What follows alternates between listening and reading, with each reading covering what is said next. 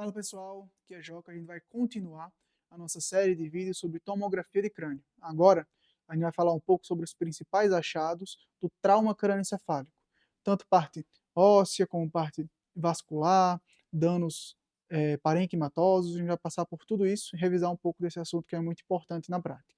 Vamos lá? Primeiro, queria revisar quando pedir uma tomografia de crânio no trauma crânioencefálico. E a resposta é baseada principalmente em nível de consciência, ou seja, pacientes com Glasgow menor do que 15, todos merecem uma tomografia. A dúvida é, pacientes com TCE leve, ou seja, com Glasgow de 15, em que tipo de paciente eu tenho que pedir uma tomografia? Então aqui a gente vai se basear principalmente em num compilado de achados que é baseado nesses três principais estudos, que são a Canadian Rule, o New Orleans e o Nexus 2, que a gente deu uma enxugada para vocês nos principais aspectos que são relacionados ao trauma e relacionados a características do paciente.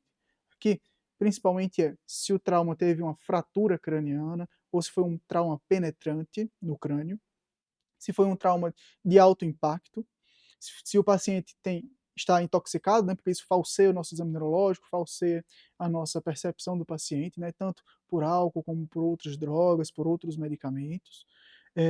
Paciente com alteração comportamental, pacientes acima de 60 anos e alteração da coagulação, seja por discrasia sanguínea, por alguma doença, alguma condição clínica, seja por uso de anticoagulantes. Então, esses grupos de pacientes, nós temos que pedir uma tomografia mesmo que o paciente não tenha alteração do nível de consciência pelo Glasgow, tá? Prosseguindo, os sintomas de risco desse paciente, aqui a gente já tinha falado das características do trauma do paciente, agora dos sinais dos sintomas. O paciente que teve crise epilética no decorrer, no início ou na primeira avaliação do trauma, também merece tomografia, assim como suspeita de fratura de base de crânio, aqui vai ser principalmente por achados clínicos, né? A gente vai ter otolicorreia, né, que é a saída de líquor pelo ouvido ou pelo nariz, né, a rinorreia licórica. A gente tem o sinal do guaxinim, que é o sangramento periorbitário. A gente tem o sinal de Battle, né, que é aquele hematoma na parte da mastoide. E ou mecanismos de trauma que nos façam suspeitar uma, de uma fratura de base de crânio.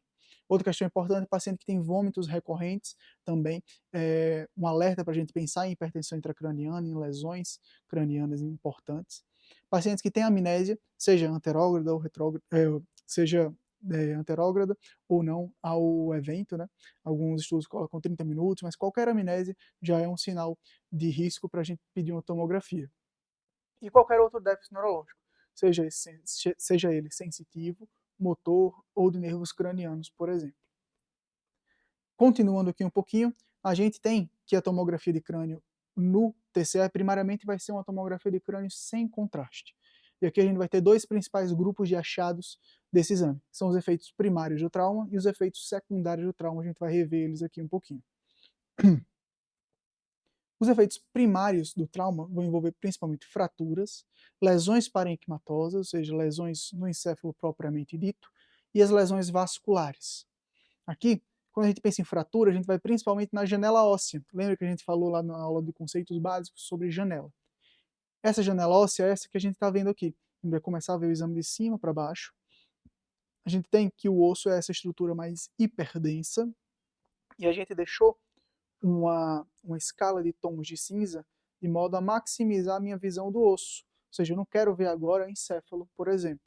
Quero ver principalmente o osso para identificar principalmente descontinuidades, ou seja, fraturas, afundamentos ou outras lesões penetrantes no encéfalo. Então a gente vai descendo e vendo principalmente a continuidade do osso, até que a gente pode encontrar uma descontinuidade, como a gente acaba de identificar aqui.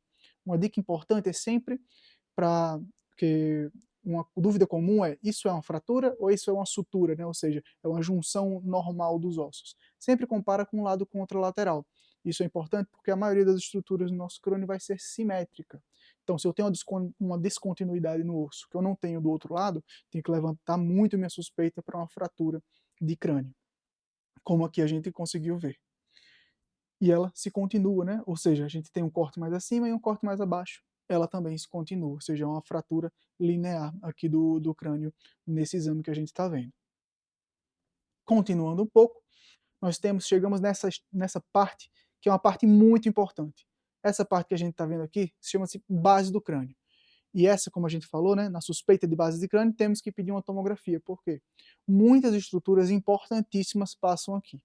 E nessa janela óssea, eu deixei esse corte para a gente conseguir identificar as principais estruturas que a gente consegue visualizar na tomografia de crânio e quais são as consequências que podem ter lesões nessas principais estruturas. Então vamos lá. A gente começa marcando aqui em amarelo o seio sigmoide. O seio sigmoide é um dos seios venosos, ou seja, uma das estruturas responsáveis pela drenagem venosa do encéfalo. E ele vai ser o último seio venoso antes da formação da veia jugular interna. Logo à frente dele, nós temos o forame jugular, que é por onde realmente passa, onde vai se formar a veia jugular interna. Logo acima, mais lateralmente, continuando ali no pavilhão auditivo, nós temos o meato acústico externo, que vai se continuar como o meato acústico interno, num corte um pouco mais acima. E, logo mais anteriormente, uma estrutura importantíssima que é o canal carotídeo, por onde passa a artéria carótida interna também, tá? E, de modo central, a estrutura que faz a transição bulbo-cervical, né, ou seja, da medula espinhal para o tronco encefálico, nós temos o fórame magno, que, além disso, tem também outras estruturas responsáveis, né, como artérias vertebrais, que entram por ele, ou o nervo hipoglosso, que também tem o canal do hipoglosso próximo ao forame magno. Então, revisando um pouquinho algumas consequências de lesões nessas estruturas, no seio sigmoide a gente pode ter TVC traumático, ou seja, trombose venosa cerebral de origem traumática, que é uma etiologia bem estabelecida de trombose venosa cerebral. Seguindo, no meato acústico, nós temos alguns nervos cranianos que podem ser lesados com lesões no meato acústico, como o nervo facial e o vestíbulo coclear, que eles entram no meato acústico interno juntos, né? O facial vai sair no forame estiloide.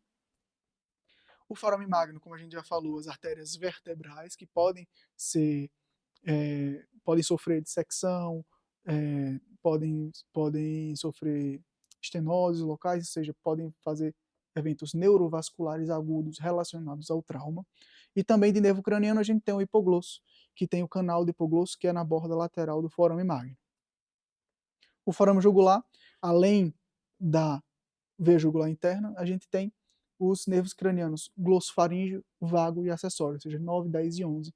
Eles passam junto com a veia jugular no forame jugular. Então, trombose, fratura do forame jugular pode levar a uma lesão desses nervos cranianos, que vai se apresentar principalmente com uma disfonia, disfagia e uma alteração na motricidade do palato, da úvula, por exemplo. O canal carotídeo, além da artéria carótida, que pode sofrer dissecção, pode sofrer trombose local, a gente tem o plexo simpático, que passa ao redor da artéria carótida, que pode levar na clínica para a gente uma síndrome de Horner, né? Ou seja, uma ptose e uma miose associadas.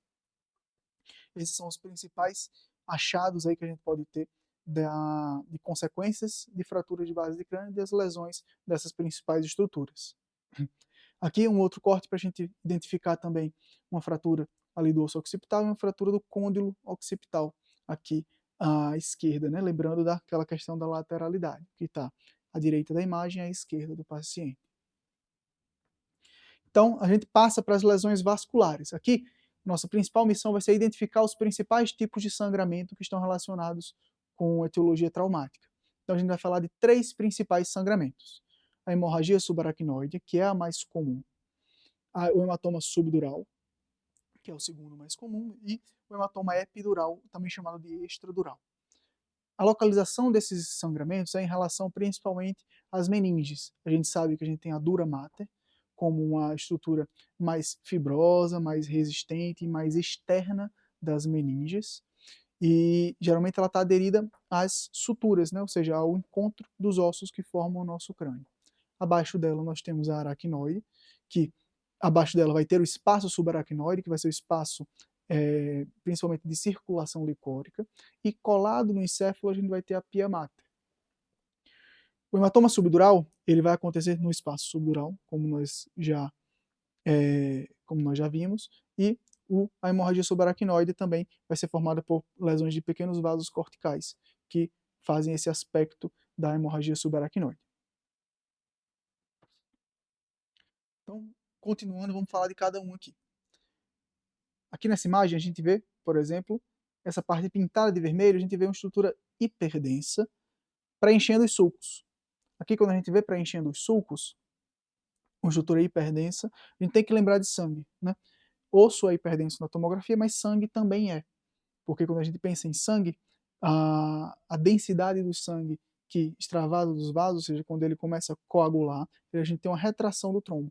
E o hematócrito pode chegar até 90% nesses casos de sangue coagulado, que aumenta a sua densidade. Então a gente vê o sangue como uma estrutura hiperdensa na tomografia.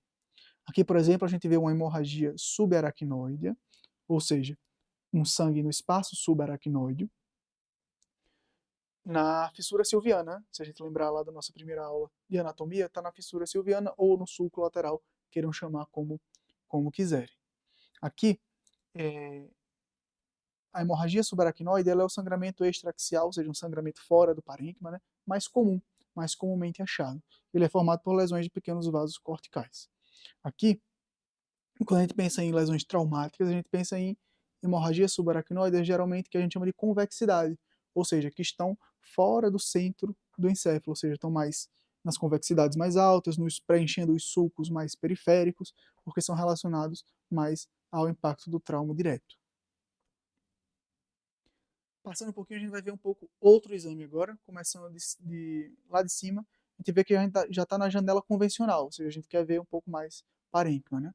Então a gente vai descendo e, em certo momento, a gente começa a ver uma estrutura que ela parece uma lente, né? Ela está biconvexa, à direita da imagem, logo à esquerda do paciente. Isso aqui a gente vai identificar como hematoma epidural ou extradural.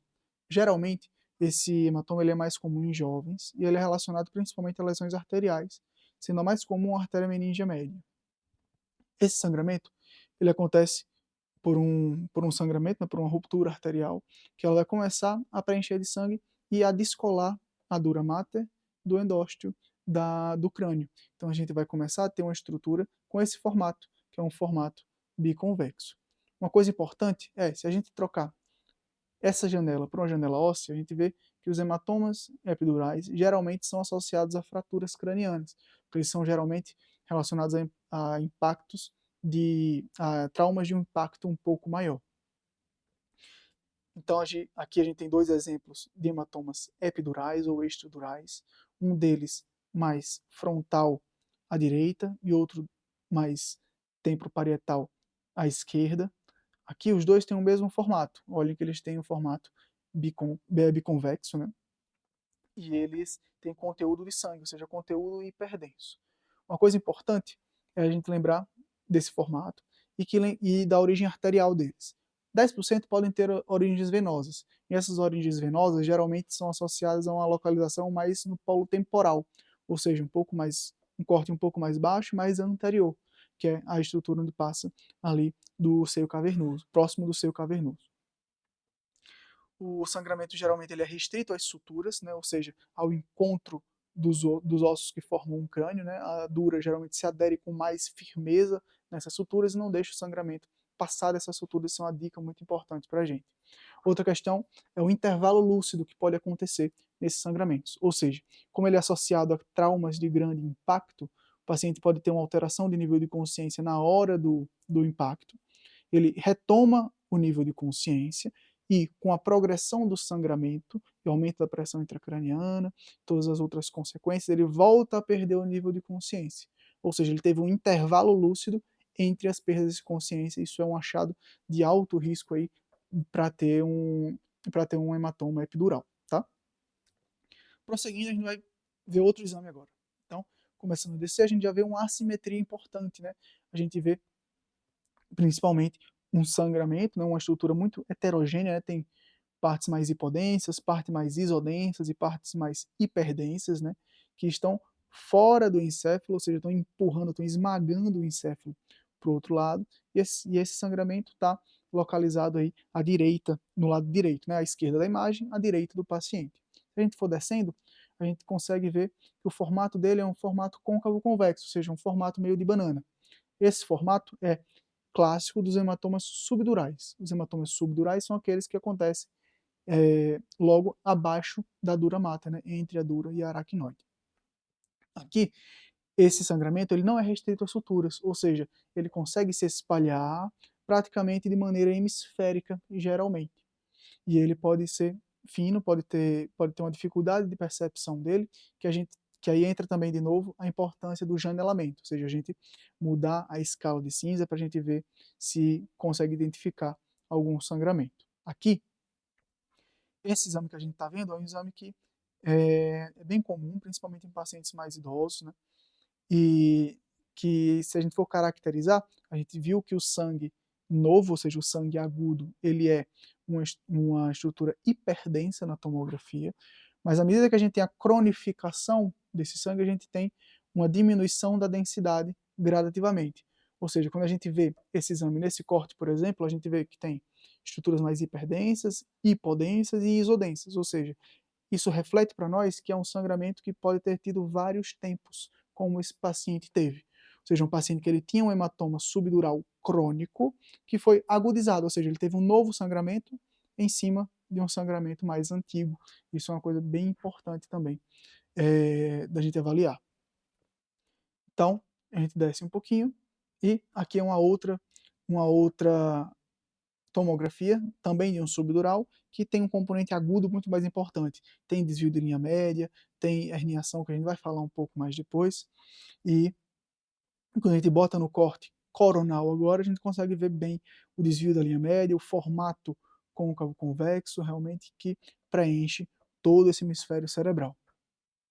Então, o hematoma subdural, ele é de origem venosa, na maioria das vezes, e ele está relacionado à ruptura de veias ponte, ou seja, de veias também corticais. E ele tem esse formato clássico côncavo-convexo, que é esse formato parecido com uma banana aí pra gente. E a principal causa dele geralmente é traumática, mas pode ter outras causas, como por exemplo, traumas menores relacionados a pacientes com discrasia sanguínea ou hipotensão licórica também é uma etiologia para hematoma subdural. A gente tem que pensar, ligar o alerta para isso, principalmente quando nos depararmos com hematoma subdural bilateral, ou seja, dos dois lados. Outra questão importante das densidades que nós falamos é, além de sugerir sangramentos em tempos diferentes, as densidades diferentes no hematoma subdural, quando a gente se depara com um subdural mais isodenso, a gente tem que pensar também em pacientes anêmicos que podem também ter uma isodensidade em relação ao parênquima, ou seja, o sangramento tem um sinal, tem uma densidade muito parecida com a do parênquima. Então, a gente conseguiu identificar os principais tipos de sangramentos relacionados ao trauma, agora a gente vai para as lesões parenquimatosas. Aqui são dois principais representantes, as contusões e as lesões axonais difusas. As contusões geralmente vão predominar nesses dois territórios, ou seja, em estruturas que estão intimamente relacionadas ao osso. Aqui principalmente o polo frontal e os polos temporais. Aqui, por exemplo, a gente vê uma contusão, ou seja, um sangramento, né, relacionado ao parênquima realmente, no polo temporal direito. E às vezes é um achado sutil, mas pode ter um achado um pouco mais evidente realmente. Aqui nessa imagem é um pouco mais sutil, mas tem que ser pesquisado com calma em todo paciente com trauma. Outra questão importante são as lesões axonais difusas.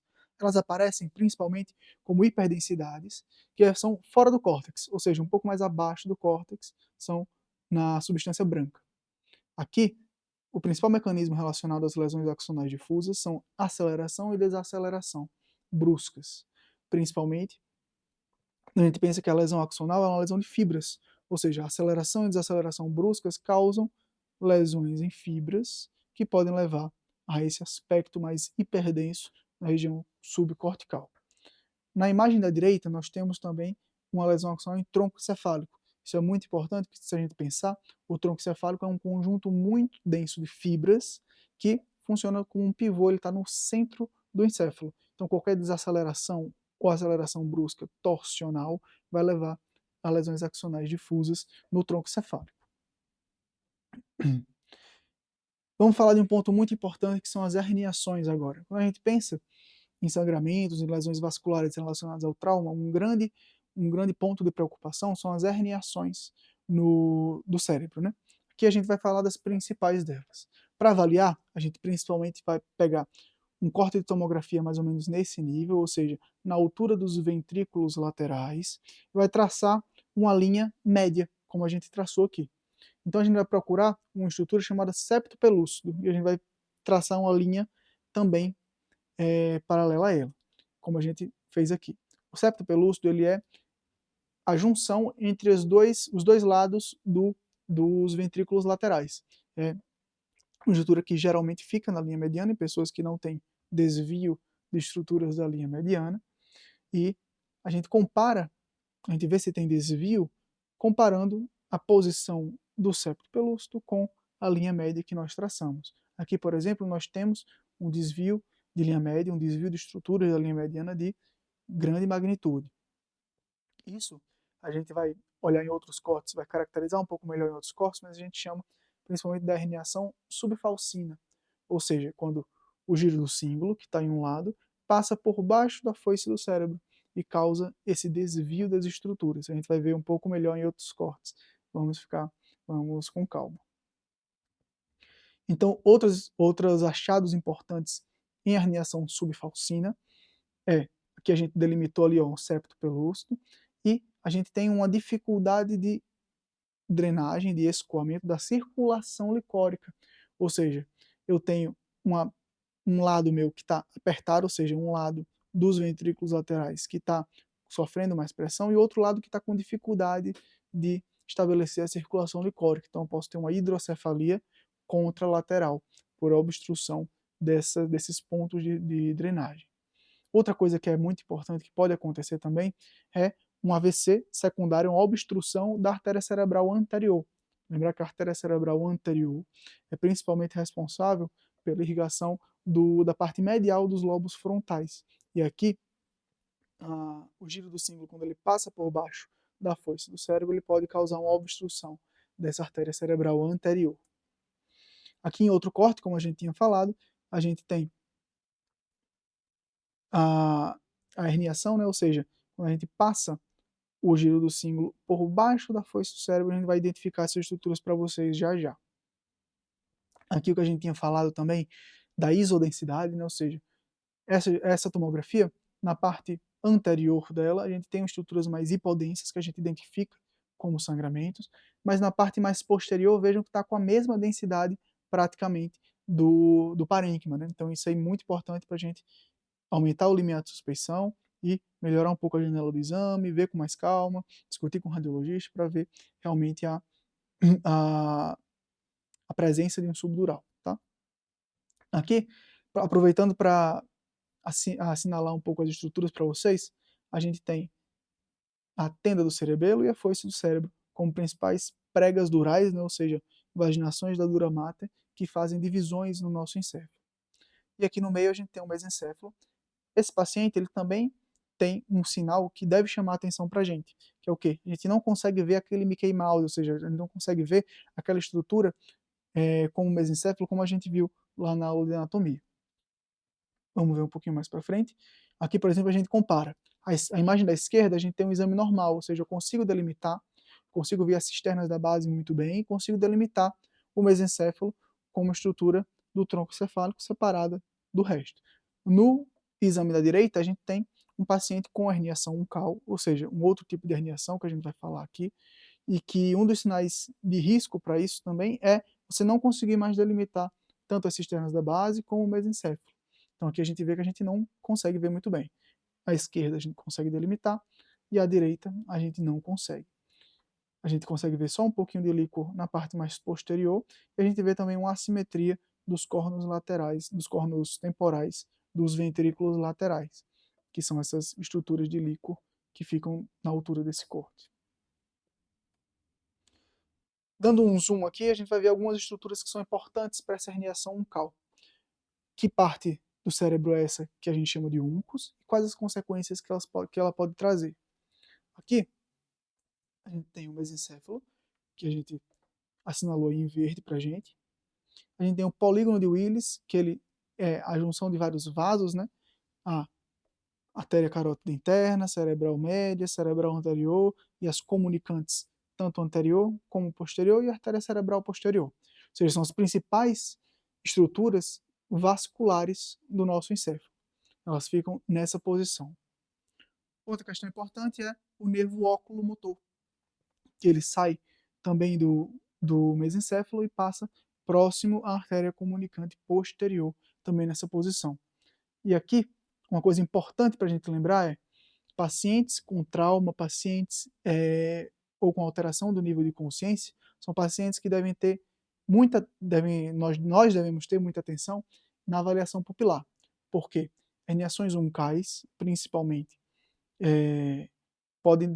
podem cursar com anisocoria.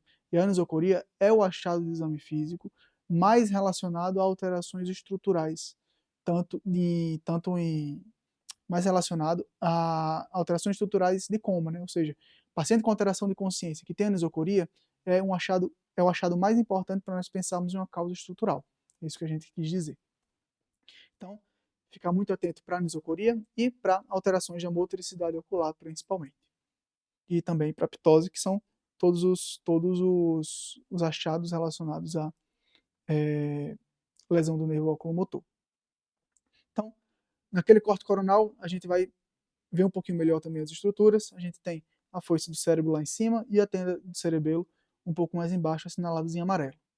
Aqui a gente tem algumas estruturas importantes. Assinalada em azul, a gente tem o uncus, ou seja, o uncus ele faz parte dessa parte medial do lobo temporal. E aqui a gente vê que ela está herniada, ou seja, ela está passando dos limites da tenda do cerebelo, onde ela não deve passar normalmente. Outra estrutura que passa perto ali, que é muito importante, é o trato córtico-espinhal. Ou seja, o trato córtico-espinhal ele sai do giro pré-central, onde a gente já aprendeu a identificar, ele desce pela cápsula interna e vai passar ali pelo pedúnculo cerebral, que é a parte anterior do mesencéfalo, a gente vai mostrar com calma já já. Ou seja, a herniação uncal pode levar a alterações de motricidade, né? Ou principalmente em hemiparesias, ou alterações de posturas anormais, né? A gente pensa na visão axial, a gente tem um uncus assinalado aí de azul, e quando ele hernia, ou seja, quando ele passa dos limites da tenda do cerebelo, ele pode comprimir o trato córtico-espinhal no pedúnculo cerebral do mesencéfalo. Lembrando que também existe outro achado que é não localizatório, ou seja, a hemiparesia, as alterações motoras podem estar tanto de um lado como do outro. Por quê? Porque essa herniação uncal pode tanto levar a uma lesão direta, ali no pedúnculo cerebral próximo a ele, como ele também pode desviar o tronco e levar a uma lesão do outro lado, ou seja, empurrar o tronco contra a foice do cerebelo, contra a tenda do cerebelo do outro lado. E esse fenômeno nós chamamos de fenômeno de Kernohan, ou seja, esse contato entre o tronco encefálico e a tenda do cerebelo é chamado também de entalhe de Kernohan e pode levar a esse sinal falso localizatório. Ou seja, quando o uncus lesiona ali direto o trato córtico-espinhal do lado dele, vai causar um sinal que é localizatório, né? Ou seja, eu penso que a lesão vai estar contralateral. Mas esse achado também pode ser do outro lado. Ou seja, a gente não pode inferir o local da lesão só pelas alterações motoras, por exemplo. Então, continuando no corte axial, só para a gente dizer que essa herniação local também pode empurrar o tronco encefálico contra a tenda do cerebelo contralateral e levar a uma lesão do outro lado. Então, só para a gente identificar, aqui a foice do cérebro, a tenda do cerebelo, o giro do símbolo passando ali por baixo da foice do cérebro, né, que é a herniação subfalcina, e a herniação uncal, como a gente já tinha comentado. Aqui todas as estruturas para a gente não se perder. Uma outra herniação que a gente precisa falar também é a herniação tonsilar, ou seja, a maioria das herniações que a gente falou agora eram supratentoriais, né, de estruturas do cérebro. Agora a gente vai falar de herniação de uma estrutura do cerebelo. Aqui a gente tem a tonsila cerebelar, que é essa parte mais inferior do cerebelo, que ela tem uma relação muito próxima com o fôramen magno, que está assinalado aí com a linha pontilhada laranja. Aqui a gente tem principalmente a insinuação dessa tonsila para fora dos limites do fôramen magno. E isso no corte axial a gente pode ver principalmente como uma obliteração, ou seja, quando a gente não consegue mais ver as estruturas as estruturas licóricas do lado do fôramen magno. Então a gente vê aqui o fôramen magno circulado em roxo, as tonsilas cerebelares em azul e mais escuras, né, mais hipodensas, a gente vê o preenchimento por líquor. E na herniação tonsilar a gente perde essa definição e fica tudo com o mesmo sinal do parênquima. Isso é uma maneira de ver essa herniação também, tá? Então esses foram os principais achados do trauma na tomografia de crânio, como identificar as principais fraturas, estruturas de base de crânio, lesões vasculares, lesões parenquimatosas e herniações. Ou seja, a gente conseguiu ver bastante coisa aqui. Lógico que com o nível de detalhamento do que a gente pôde fazer aqui nessa aula para vocês, mas acho que a gente consegue identificar as principais estruturas e lesões relacionadas ao trauma crânioencefálico. Obrigado, siga a gente nas redes sociais, tanto no YouTube como no Instagram. A gente tem também o Guia TDC, tá? E continua aqui acompanhando a gente para mais aulas sobre tomografia de crânio.